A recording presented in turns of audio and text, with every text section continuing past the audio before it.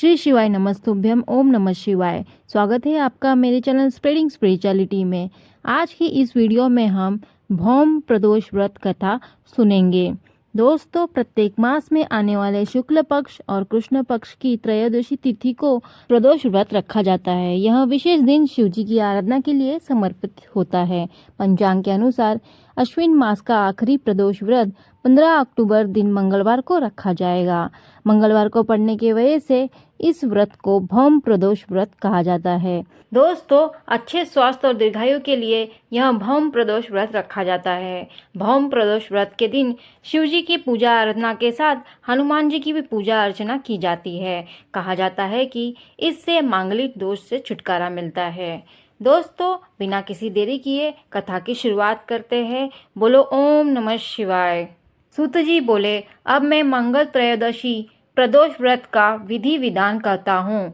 मंगलवार का दिन व्याधियों का नाशक है। इस व्रत में एक समय व्रती को गेहूं और गुड़ का भोजन करना चाहिए। इस व्रत के करने से मनुष्य सभी पापों और रोगों से मुक्त हो जाता है।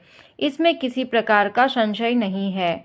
अब मैं आपको उस बुढ़िया की कथा सुनाता हूँ जिसने यह व्रत किया और वह मोक्ष को प्राप्त हो गई।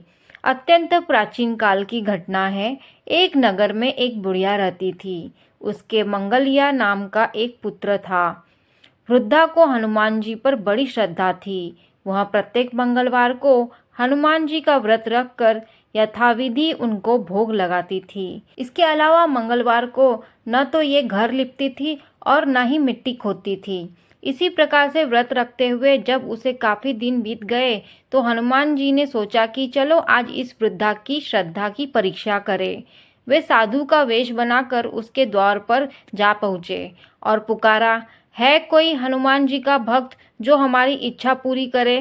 वृद्धा ने यह पुकार सुनी तो बाहर आई और बोली, महाराज क्या आज्ञा है।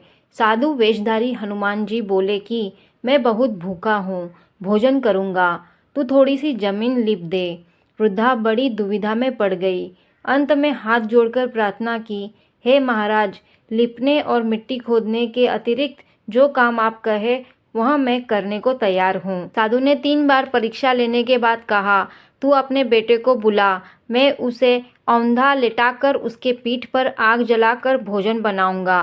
वृद्धा ने सुना तो पैरों तले धरती खिसक गई, मगर वहाँ वचन हार चुकी थी। उसने मंगलिया को पुकार कर साधु महाराज के हवाले कर दिया, मगर साधु ऐसे ही मानने वाले न थे। उन्होंने वृद्धा के हाथों से ही मंगलिया को औंधा लिटाकर उसकी पीठ पर आग जलवाई।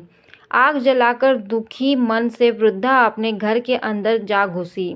साधु ने जब भोजन बनाकर कहा कि वह मंगलिया को पुकारे ताकि वह भी आकर भोग लगा ले। वृद्धा के आंख में आंसू भरकर कहने लगी कि अब उसका नाम लेकर मेरे हृदय को और न दुखाओ। लेकिन साधु महाराज न माने। वृद्धा को भोजन के लिए मंगलिया को पुकारना पड़ा। पुकारने की देर थी कि मंगलिया बाहर से हंसता हुआ घर में दौड़ा आया। मंगलिया को जीता जागता देख वृद्धा को सुखद आश्चर्य हुआ। वह साधु महाराज के चरणों में गिर पड़ी। साधु महाराज ने उसे अपनी असली रूप में दर्शन दिए। हनुमान जी को अपने आंगन में देखकर वृद्धा को लगा कि जीवन सफल हो गया। तो दोस्तों, इस प्रकार भौम प्रदोष व्रत कथा यहाँ पर संपन्न होती है। वीडियो आपको अच्छी लगी है तो लाइक जरूर करिए। मिलते हैं एक नई वीडियो में एक नई जानकारी के साथ। राधे राधे।